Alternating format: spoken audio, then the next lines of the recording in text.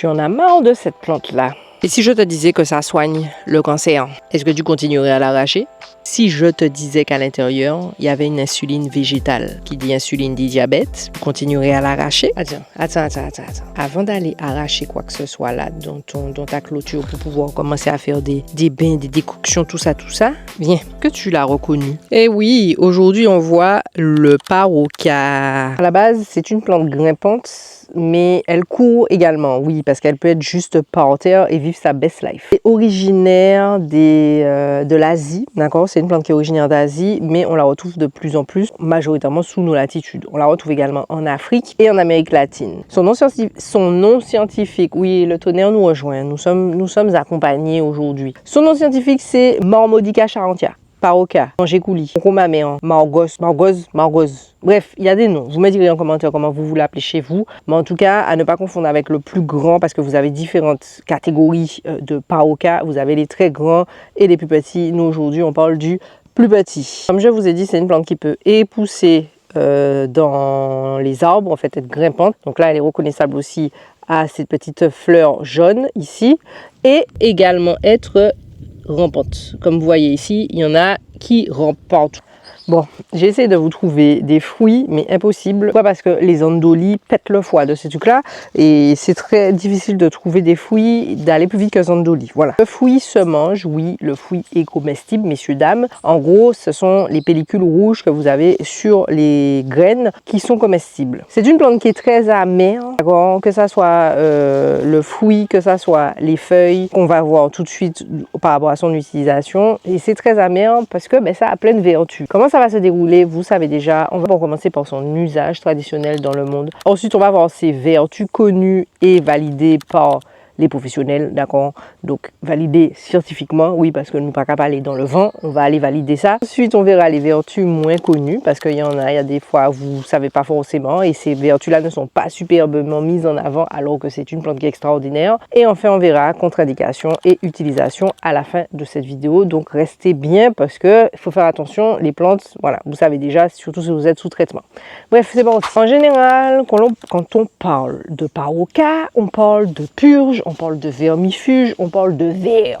Voilà, zot ni verre. Bon, d'azot qu'à gratter zot. En gros. Aux Antilles, on la retrouve majoritairement donc pour tout ce qui est les vermifuges, nettoyage. On retrouve aussi nettoyage du sang, faire baisser la fièvre, stimuler la digestion. En général, vous avez des problématiques au niveau de votre boudin. Le paroka arrive dans l'addition, dans l'équation. Bref, vous avez compris. En Inde et en Asie, en général, on la retrouve pour tout ce qui est diabète, faire descendre la fièvre, les infections de la peau. En Afrique, on la retrouve aussi pour le vermifuge, tonique, en traitement traditionnel du paludisme. En Amérique latine, ils utilisent la feuille et le fruit pour protéger le foie, calmer les inflammations et réguler le sucre dans le sang. Donc vous voyez, dans ces différents pays, il y a différents usages qui sont plus ou moins ressemblants ou qui se concentrent sur un usage bien particulier.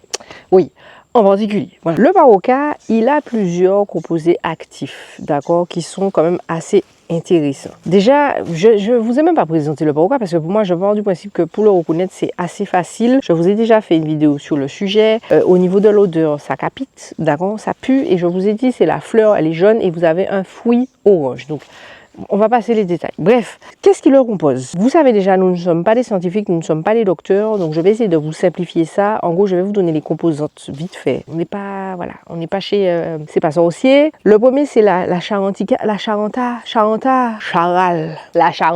Non, mais je vais y arriver. La charantine, c'est un principe actif qui fait baisser le sucre dans le sang. Donc, nous allons voir après les vertus qui ont été validées scientifiquement, le pourquoi du comment et qu'est-ce que ça fait la charantine pour toi dans ton corps quand tu prends du paroka. Il y a du polypeptide P. Ça agit contre de l'insuline. C'est une insuline végétale, je crois. Comment l'abeille? Il faut aller plus loin? Mais bon Dieu, je ne suis pas une fleur. Je sais que, voilà, mais je ne suis pas une fleur. Il faut aller plus loin, merci. Bon, il y a de la mormodicocine, Bon, je vais vous faire apparaître ça là. Vous savez ça. Vous savez déjà. En gros, c'est un effet antidiabétique et anti-inflammatoire. Il y a des flavonoïdes. Il y a des triterpènes. Bon, voilà. Magie apparaît. Il y a des alcaloïdes, curcubitacine. En gros, c'est que ça a un effet antioxydant, antimicrobien et protecteur cellulaire. Maintenant, ça c'est ce qu'il y a comme actif dans la plante. Donc c'est pour vous aider si vous avez un traitement ou si votre docteur vous dit vous devez prendre ci, vous devez prendre ça. Là, vous savez quels sont les composés de cette plante-là, donc ça peut être intéressant. Maintenant, on va voir les vertus qui ont été validées par la science. En général, mamie, tati, elle vous a dit que le moringa, non, on parle pas du moringa. Mais mon Dieu, le paroka, ça a rimé, mais c'est pas moringa. Paroka.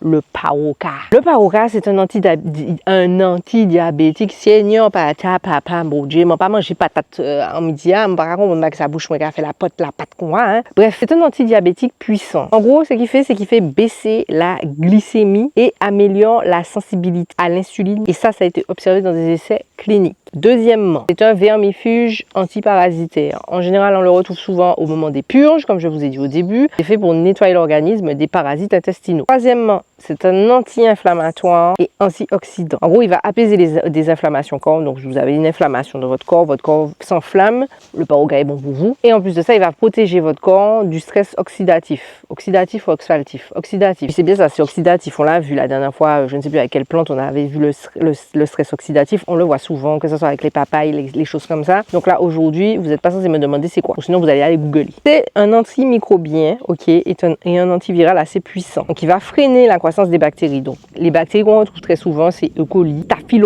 Staphylococcus aureus, parce que mon père en latinas, d'accord, donc je ne sais pas parler latin, vous avez compris, voilà, ces deux grosses bactéries-là, en général, cette plante-là, ce magnifique paroka a un effet sur cette plante et de certains virus, donc là, c'est pas la même chose, dont les virus du VIH. En in vitro, donc ça veut dire que dans le petit laboratoire, ça a été testé et il y a des corrélations, en gros, il y aurait des effets sur le VIH. C'est bon à savoir parce qu'après, ils vont dire qu'ils ne savent pas comment soigner. Vous entendez? Est-ce que vous entendez? Bon, on est à combien? Cinquièmement, c'est un antitumoral potentiel. Potentiel, attention. Vous savez déjà, quand on parle de cancer, tumeur, écoutez bien, potentiel. En gros, il va freiner la croissance. Il freine. J'ai pas dit qu'il arrête, j'ai dit qu'il freine. Comme quand tu es dans le bus et que tu dis, attention, il y a un dodan. Il freine, il n'arrête pas. Tu n'as pas dit arrêt. Il a freiné la croissance des cellules cancéreuses du foie, du sein, du côlon. Oui, du côlon, voilà. En laboratoire toujours, hein. On n'est pas encore à l'état humain, mais c'est bon à savoir parce que ça veut dire que c'est prometteur. Non. Si on parle des vertus qui sont peu connues, mais qui sont aussi intéressantes. Premier lieu, le paroka est dégueulasse, ça pue, c'est pas très agréable à boire, mais pourtant ça va vous renforcer votre système immunitaire. En gros, il fait pas qu'éliminer les microbes, il stimule les globules blancs, ces microphages. Bon bref, on va pas rentrer dans les détails, nous ne sommes pas des scientifiques, je vous ai déjà dit, on n'est pas là pour ça, c'est trop lourd, là on est dimanche tranquille, calmons-nous, en plus il va pleuvoir. Vous avez juste à garder en tête qu'il stimule les globules blancs, voilà, il stimule les globules blancs, il régule les molécules qui gèrent l'inflammation, les cytokines, je crois que c'est ça, enfin bref. En gros, à quoi ça sert? C'est que le corps, il va moins s'emballer quand vous aurez des inflammations, quand vous aurez des attaques. C'est ça, il aide le corps à se gérer, tu vois, il aide le corps à dire, ok, calme-toi soldat, calme-toi. Il protège le foie et les reins. Et oui, ça c'est important, surtout les gens qui aiment bien abuser, là, on vous voit, surtout les week-ends. Mettez du paroka dans votre vie, s'il vous plaît. Là, ça a été prouvé par plusieurs études animales, donc majoritairement sur la souris et le rat. Le paroka réduirait les lésions du foie et des reins. Ça, provoqué par des substances toxiques. On n'ira pas plus loin pour la substance toxique, mais vous savez de quoi je parle. Voilà. L'alcool, hein, pour ceux qui... L'alcool. Il protège le cerveau. C'est un neuroprotecteur. Oui, lui aussi. Puisqu'on a vu des plantes là dernièrement qui sont neuroprotecteurs, vous voyez ça? Et une plante qui pue comme ça là, elle fait autant de choses pour ton corps. C'est ce qu'on a vu un peu avec le stress oxydatif. Il y a des études en laboratoire qui montrent en fait que le paroka permettrait de protéger les cellules du cerveau. Mon oreille me fait mal. En gros, ça protège vos neurones, vos neuneux, du stress oxydatif. Et ça pourrait ralentir les effets du vieillissement cérébral. Excusez-moi, mon oreille me fait mal. Ça agit sur les graisses du sang. Vous avez me dit comment?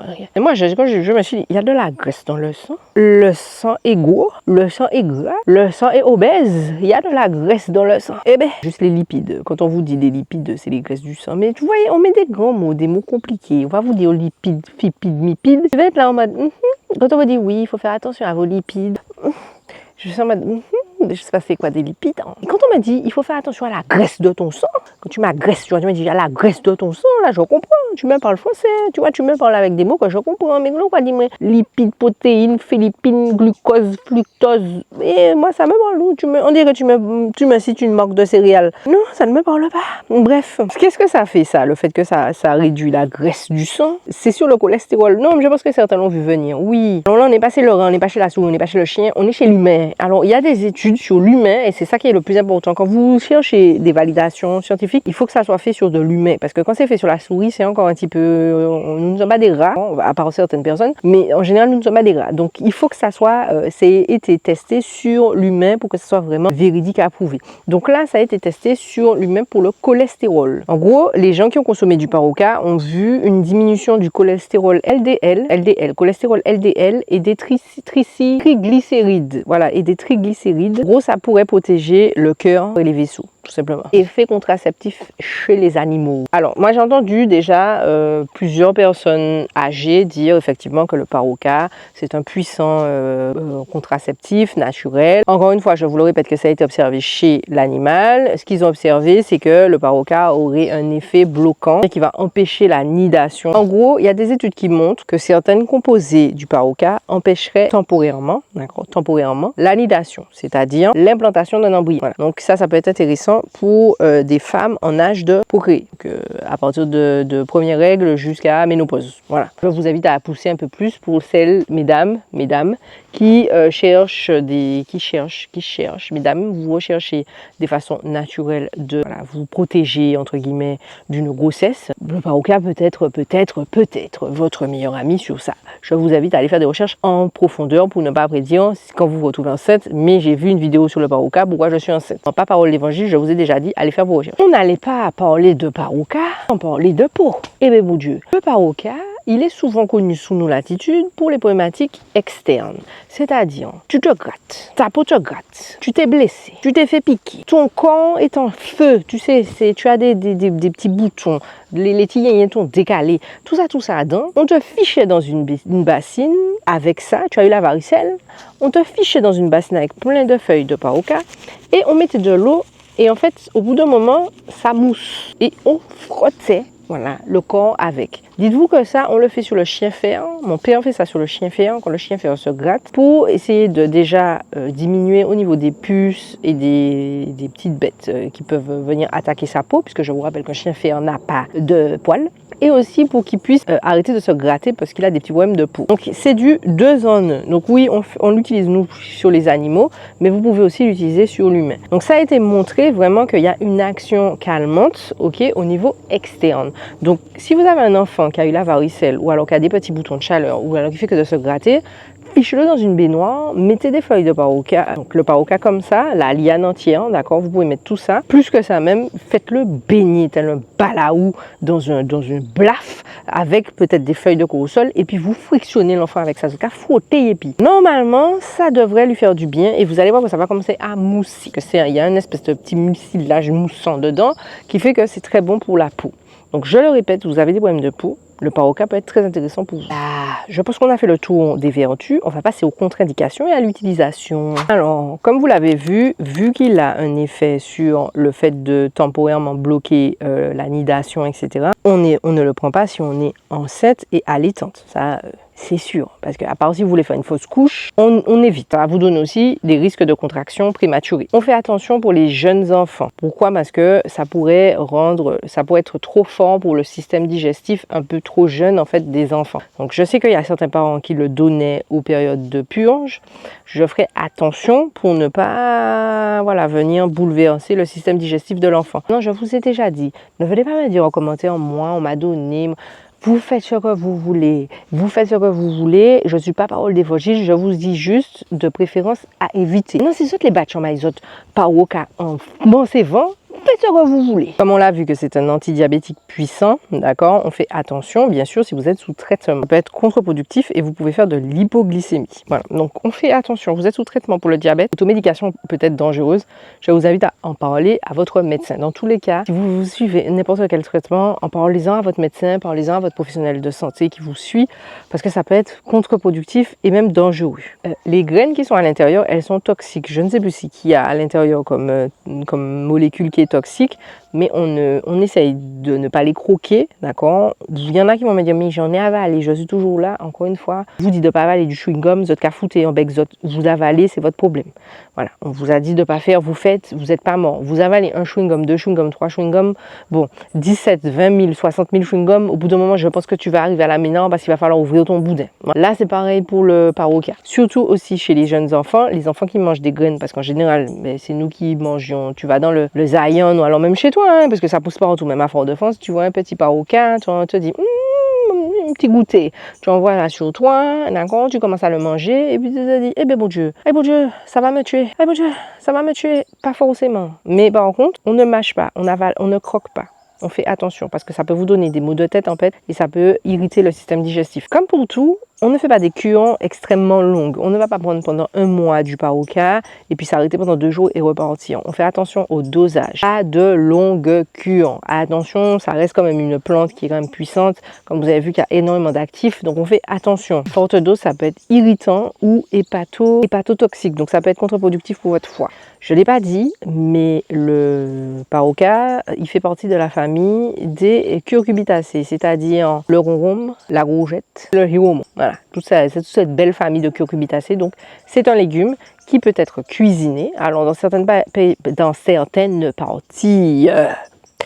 du monde, dont l'Asie, en Chine, etc., il est cuisiné cru, vert. En Guyane, il me semble que vous le cuisinez également. Nous, ici, on le fait moins, mais c'est un légume à part entière dans certains pays. Nous, c'est une plante envahissante qui fait tout le monde sur comment on appelle ça, sur la clôture.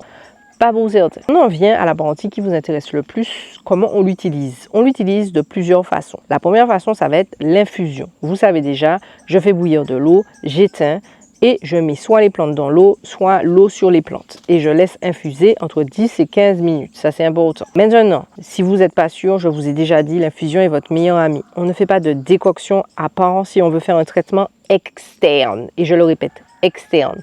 Vous êtes en interne, vous ingérez infusion. En plus, c'est tout fin, infusion. Une poignée à peu près, 1 litre d'eau. C'est très amer, ce n'est pas une tisane que vous allez boire comme ça en mode quinquin.